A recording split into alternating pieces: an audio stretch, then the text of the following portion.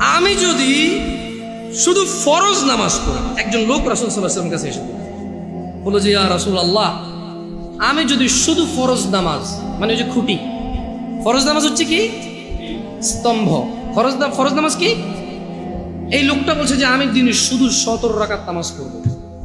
সে ভিতির পড়বে এমনটা বলেনি, নফল এগুলা বললে আপনারাও কি ছেড়ে দিবেন নাকি ভিতির নফল? আমি মনে হয় নফল আর ভিতি ছেড়ে দেওয়ার জন্য বলতেছি, ঠিক না? বহুত খারাপ এই হুজুর, ঠিক না? এই যে ইউটিউব বলে আমার লিখবে তো কি খারাপ হুজুর।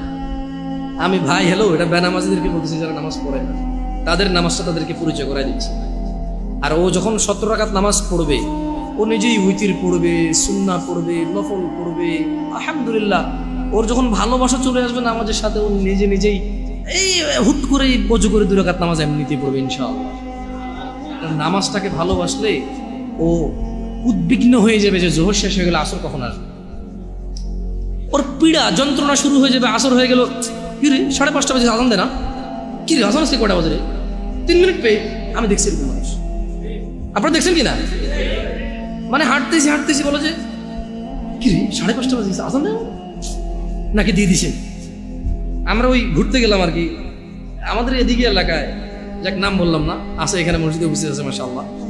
তো বলে যে আমার সাথে আজান তো দিয়ে দিছে মনে হয়, এদিকে কোনো আজান শোনা যায় না। আমরা ওই যে একটা খাল বিল কিছু একটা পাড়ে ছিলাম আর কি, একটু জনমানবের বসতির একটু বাহিরেই।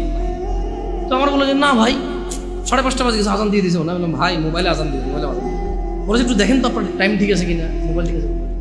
আমি দেখেছি ওর উদ্বিগ্নতা সলাতের জন্য। একসাথে আসর আদায় করেছিলাম আমরা, 3-4 জন ছিলাম। এই 3-4 জনের মধ্যে একজন পরেশান হয়ে গেছে, 5:30 বাজে গেছে, মাগরিব আজান দেয়নি। এখন দিন ছোট ছিল, 5:20-25 যখন আজান হয় তখন